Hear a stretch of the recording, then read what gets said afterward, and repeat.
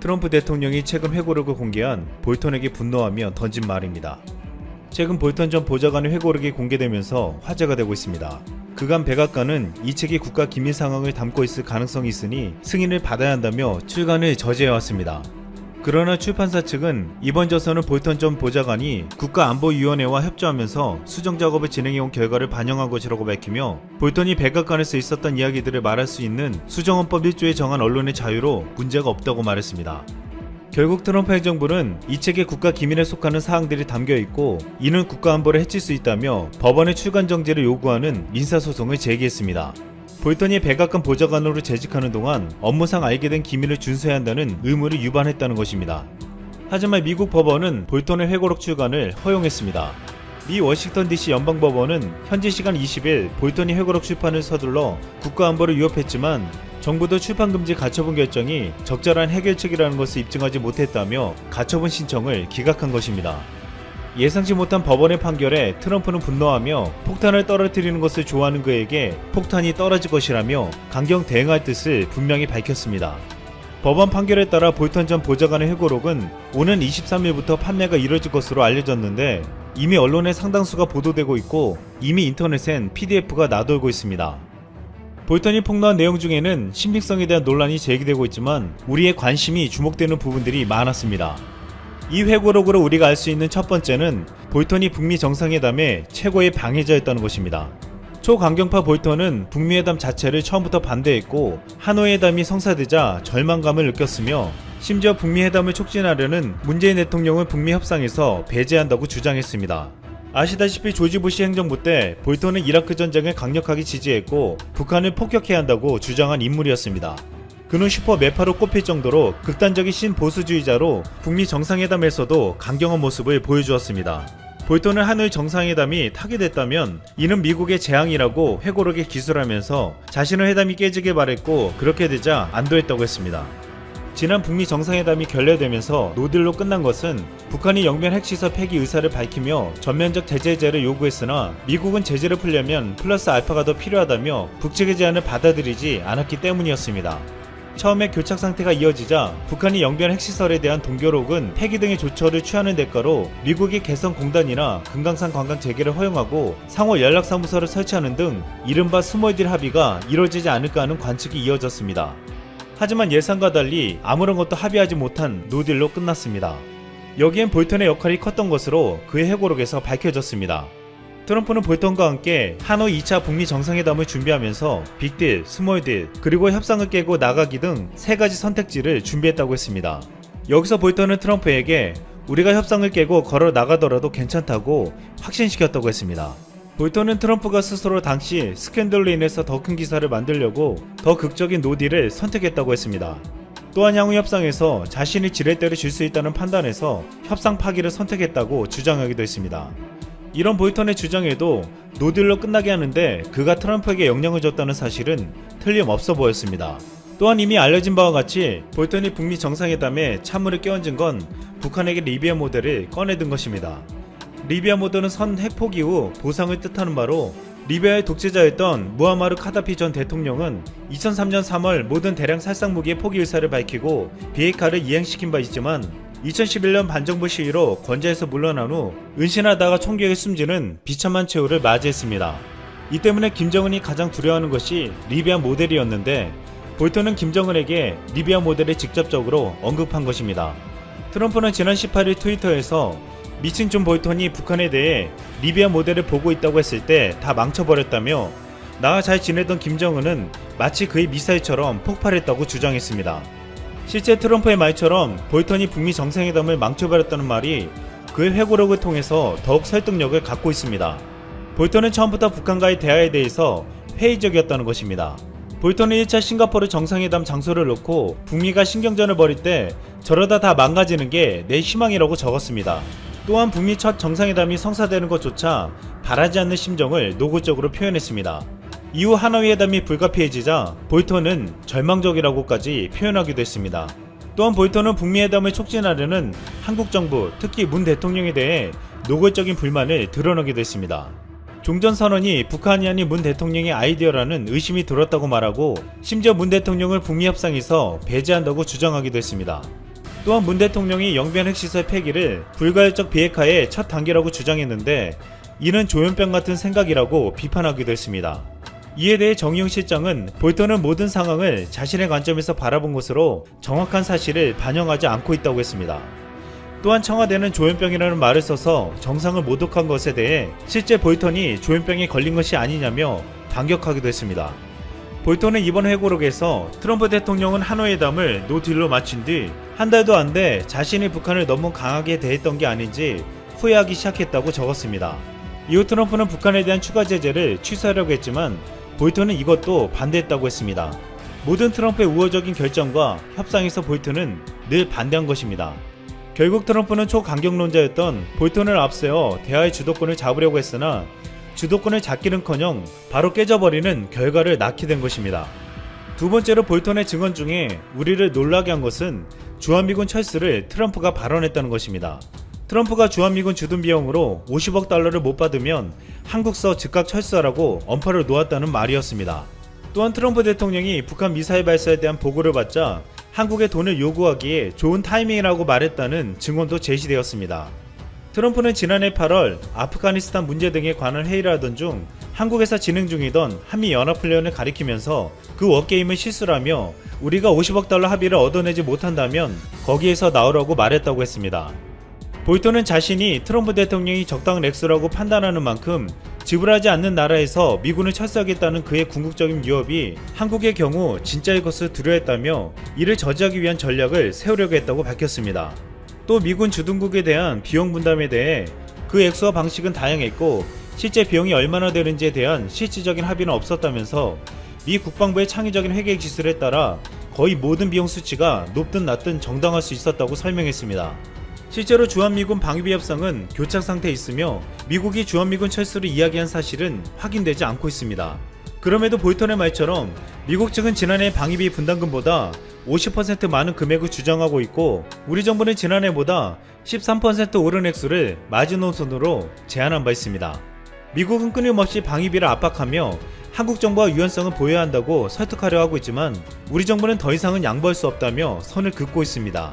우리 국민들도 만약 미국이 주한미군을 감축하거나 심지어 철수한다고 해도 절대 굴욕적인 협상은 하지 말라고 말하고 있습니다. 즉 한국은 주한미군 철수 언급을 우려하고는 있지만 볼턴의 말처럼 두려워하지 않고 있습니다. 오히려 주한미군 철수를 우리보다 더 위협적으로 느끼며 두려워하는 나라는 일본이었습니다. 지난 2018년 일본에서 트럼프가 주한미군 철수 가능성을 언급하자 안보 패닉에 빠졌다고 했습니다. 후쿠야 다카시 전 국가공안위원장은 도널드 트럼프 미국 대통령이 주한미군 철수를 언급한 것은 절대로 해서는 안 되는 말이었다라면서 주한미군이 철수하는 건 한국 군사 분계선이 쓰시마 해협이 되는 격으로 일본 안보에 헤아릴 수 없는 위기라고 했습니다. 일본에서는 주한미군이 일본을 중국과 북한의 위협으로부터 지켜주는 1차 방어선으로 생각하고 있습니다. 이 때문에 주한미군이 철수하는 것은 일본에게는 있을 수 없는 일이었습니다. 스가 요시히데 관방장관은 주한미군을 두고 한미동맹에 근거한 억지력이 동북아 안전보장에 필수적인 역할을 한다고 했고 당시 고노다로 외무상은 한미동맹과 미일동맹은 아시아의 평화 안정을 유지해온 공공재라고 말하기도 했습니다. 결국 주한미군 철수에서 우리 국민들은 할 테면 하라고 큰 소리를 치고 있지만 일본에서는 절대 하지 말아달라고 하는 상황이 되고 있습니다. 그런데 트럼프가 지난 2018년 6월 북미 정상회담에서 북한과의 종전을 공식 선언하려고 했으나 일본이 어깃장을 놓은 것으로 전해졌습니다.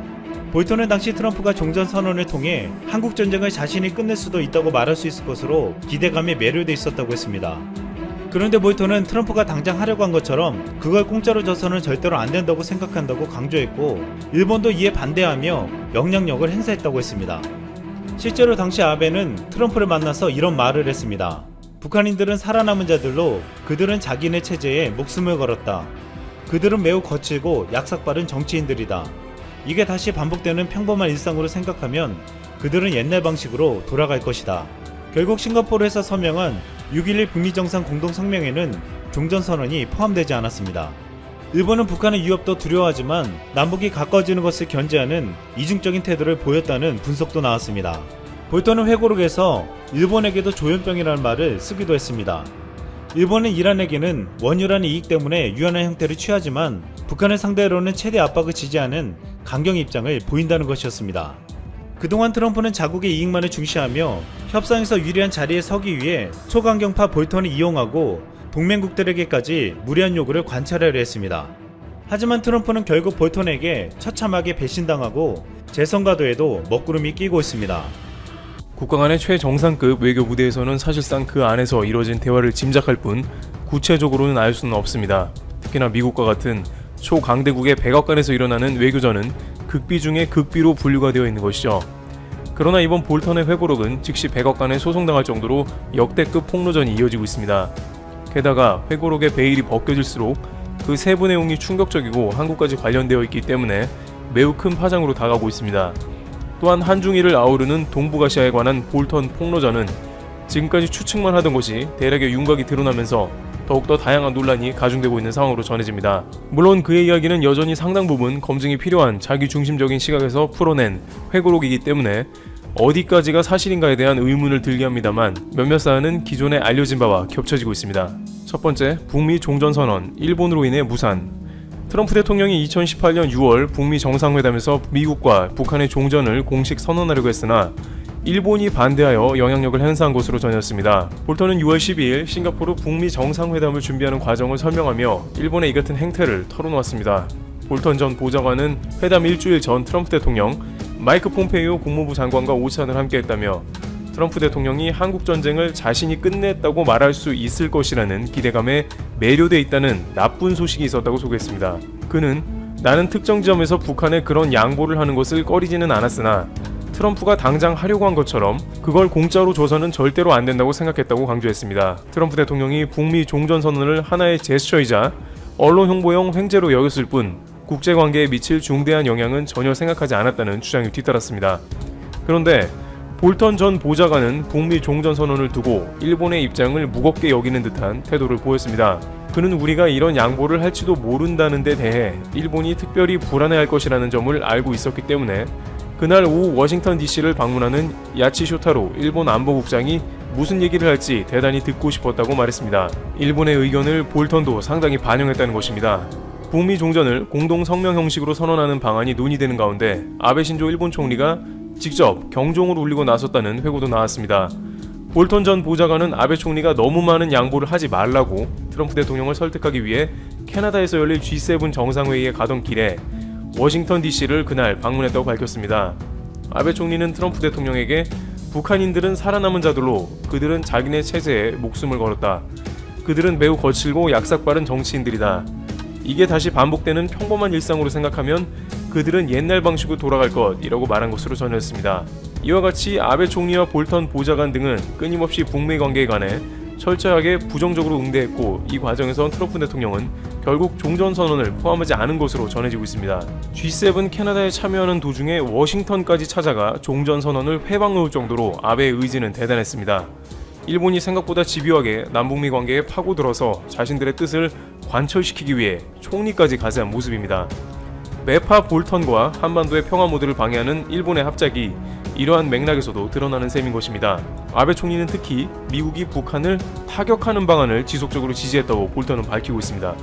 두 번째, 트럼프 북한 선제 타격 고민, 아베는 지지. 2018년 2월 평창 동계올림픽이 끝난 이후에도 트럼프 미국 대통령은 북한에 대한 선제 타격론에 공감을 표시했던 것으로 전해졌습니다. 볼턴 회고록에는 1차 북미 정상회담 일정이 확정되기 전인 2018년 3월 초에 상황을 자세히 소개했습니다. 일단 볼턴 전 보좌관은 평창 동계올림픽에 부정적인 평가를 했습니다. 당시 평창을 방문해 문재인 대통령을 만난 김여정 북한 노동당 제1부부장은 인권 유린과 관련한 제재 대상이라는 점을 부각했습니다. 그러면서 문재인 대통령은 국내 정치를 위해 김정은 국무위원장의 여동생 김여정의 방문을 자신의 성공으로 강조했다며 비판적인 시각을 드러냈습니다. 이어 북한 대표팀의 참가 비용을 한국 정부가 부담한 것도 올림픽 정신과는 상관이 없는 통탄할 만한 패턴일 뿐이라고 주장했습니다. 그는 한국의 좌파는 북한을 잘해주면 한반도에 평화가 온다는 햇볕 정책을 숭앙하지만 사실은 북한 독재 정권에 보조금을 주는 것뿐이라는 인식도 내비쳤습니다. 그런데 볼턴은 이 상황에도 북한을 선제 타격해야 한다는 한반도 전쟁론을 주장하고 있었다는 것입니다. 평창 올림픽이 끝난 뒤 정우용 청와대 국가안보실장이 문 대통령의 특사로 평양을 방문하면서 북핵 위기의 평화적 해결 기대가 확산했지만 볼턴은 선제 타격론을 고수한 것입니다. 선제 타격론에 대해 트럼프 대통령도 경제 제재만으로는 북한 비핵화라는 목표를 달성할 수 없다고 공감을 표시했으며, 다만 볼턴 전 보좌관의 보고 이후 이틀 후인 3월 8일 정우영 실장이 백악관을 방문해 1차 북미 정상회담을 발표하면서 선제 타격론도 수면 밑으로 가라앉았다는 것입니다. 볼턴은 2017년 9월 북한의 핵실험 이후 아베 신조 일본 총리가 뉴욕타임스 기고문에서 모든 옵션이 테이블 위에 있다는 미국의 입장을 굳게 지지한다고 밝힌 대목을 인용하면서 미국의 무력 행동에 대해 일본 정치인이 할 수 있는 최대한의 지지 입장을 밝힌 것이라고 평가하기도 했습니다. 아베 총리는 오바마 정권에서 지속적으로 북한에 대한 미국의 강경책을 찬성하며 부추긴 것으로 보입니다. 볼턴은 이렇게 거침없이 모든 외교가의 기밀이 되어야 하는 주요 사안들을 폭로해서 미국과 동맹국 관계를 자극합니다. 그런데 중국하고는 더욱더 충격적인 대화가 오고 갔는데, 중국은 사실 트럼프 재선을 바라봤다는 것입니다. 세 번째, 중국. 사실은 트럼프 재선을 원했다. 볼턴 회고록 중에는 러시아와 중국 등이 트럼프의 비위를 잘 맞췄다고 전해지고 있으며, 그러한 주요 이유는 비위를 잘 맞추면 트럼프로부터 원하는 것을 얻기가 매우 쉽다고 생각했기 때문이라고 했습니다. 그런데 실제 그러한 관련 내용이 역시 폭로가 된 것입니다. 지금까지 볼턴이 주장한 바는 트럼프 대통령이 직접 시진핑 국가 주석에게 대통령이 되도록 도와달라, 중국에서 농산물을 대량으로 구매해달라는 내용입니다. 그런데 그 전에 정반대로 시진핑 국가 주석이 트럼프 대통령에게 연임을 해야 한다고 비위를 맞췄다고 합니다. 볼턴의 회고록은 지난 아르헨티나 G20에서 시진핑은 앞으로 6년 동안 트럼프와 더 일하고 싶다고 말했으며, 트럼프는 주변에서 트럼프가 연임으로 제한된 임기를 헌법으로 철폐해야 한다고 말한다고 자랑했다는 것입니다. 트럼프 대통령도 시진핑 국가주석과 같이 긴 시간을 대통령으로 있기를 바라듯이 이야기했다는 것입니다. 시진핑은 미국은 너무 선거가 많다고 맞장구 쳤고, 도저히 민주주의 진영의 대통령이 할 말이라고는 믿을 수가 없는 대화가 양자간에 오고 갔다는 것입니다. 이러한 대화는 한두 차례 더 오고 왔는데, 그때마다 시진핑은 트럼프가 연임 이후에도 계속 대통령을 했으면 좋겠다고 상상할 수 없는 말을 했으며, 트럼프는 그러한 말을 좋아했다고 볼턴은 주장합니다. 시진핑 주석은 그런 대화 뒤에 중국의 관세를 낮춰달라고 주장했으며, 트럼프는 그럼 농산물을 많이 사주길 바란다고 받아쳤다는 것입니다. 농산물은 트럼프의 전통적인 표밭인 농부들이 대거 포진한 것으로, 역시 트럼프는 재선에만 관심이 있었고 미국이 주장하는 지적재산권 등에 관해서는 언급하지 않았던 것입니다. 실제 중국은 트럼프의 바람대로 미중 무역전쟁 중임에도 대거 농산물 구매를 약속했으며, 그 이후에 미중 무역전쟁은 다소 소강국면으로 진입합니다. 또 다른 시각으로 중국이 트럼프의 재선을 원한다는 이야기가 제기되곤 했는데, 가장 중요한 이유는 트럼프가 동맹을 약화시키고 있는데, 이는 중국이 바란다는 것이었습니다. 예를 들어 트럼프는 전 세계에 있는 미군을 철수시키거나 방위비를 매우 아까워해서 군을 축소하거나 동맹에게 과도한 방위비를 요구해 파열음을 내고 있는데, 이것은 중국이나 러시아가 쌍수를 들고 환영한다는 것입니다. 실제 주동미군을 감축한다고 발표하자 유럽연합은 즉각 러시아의 군사 영향력을 우려하는 발언을 했습니다. 또한 동북아시아에서 계속해서 미국의 동맹을 압박하며 한국이나 일본이 돈을 내든지 철수하든지 하는 발언은 내심 중국에서 쾌재를 부를 만한 이유였다는 것입니다. 이러한 상황을 곧바로 파악한 미국 공화당 의원들은 트럼프의 공화당 당원임에도 불구하고 즉각 법안을 발의해서 주한미군 철수 금지에 관한 군수법도 통과시켰습니다. 일단 트럼프가 앞에서 무엇인가 국가 안보에 심각한 해가 되는 일을 저질러 놓으면 그 다음에 참모들이 수습하는 장면이 연출되곤 했는데, 특히 러시아와 중국은 트럼프 대통령이 안보보다 돈을 우위로 놓는 장면을 매우 흡족하는 게 아니냐는 의견이 제기된 것이죠. 실제 동북아 방위비에 관한 내용은 사실에 가까웠습니다. 네 번째, 트럼프 진짜 주한미군 철수시키려고 했다. 볼턴은 트럼프 대통령의 방위비 관련해서 트럼프 대통령이 일본에는 연간 약 10조 원을 받아야 하고 한국에는 연간 약 6조 원을 받아내야 한다고 회고록을 통해서 당시 상황을 폭로했습니다.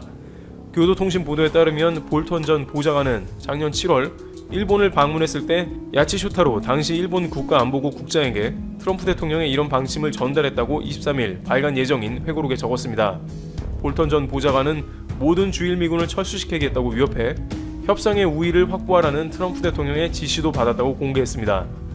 약 80억 달러 정도인데 현재 일본 정부가 부담하는 연간 주일미군 방위비 분담금의 4배 이상의 금액입니다. 앞서 미국 외교 전문 매체 포린 폴리시는 작년 11월 트럼프 대통령이 일본에 주일미군 방위비 분담금을 4배로 늘리라고 요구했다고 보도했지만 일본 정부는 이를 부인한 바 있습니다.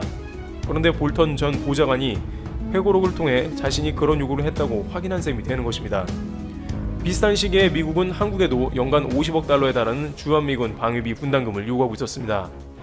볼턴 전 보좌관은 당시 귀국 후 상황을 보고하자 트럼프 대통령은 80억 달러와 50억 달러를 얻는 길은 모든 미군을 철수시킨다고 위협하는 것이라고 말했다고 회고록에 적었습니다. 최근 트럼프 대통령은 3개월 만에 열린 펄사 집회에서 주동 미군을 감축하는 게 당연하다는 취지로 말하면서 여전히 많은 나라가 미국을 벗겨먹고 있다고 말하며 동맹들에게 방위비 압박을 가하는 모습이 나옵니다. 이와 같이 볼턴의 회고록은 그 어느 때보다 큰 파장을 불러일으키고 있습니다. 볼턴의 회고록은 진위 여부로 논란이 되며 청와대는 관련 사안에 선을 긋고 있습니다만 다시 한번 한국이 강력한 국방력으로 힘을 기르고 그 가운데 자주적 외교를 해야 하는 게 아니냐는 목소리가 나옵니다. 테레블 튜브 여기서 마치겠습니다.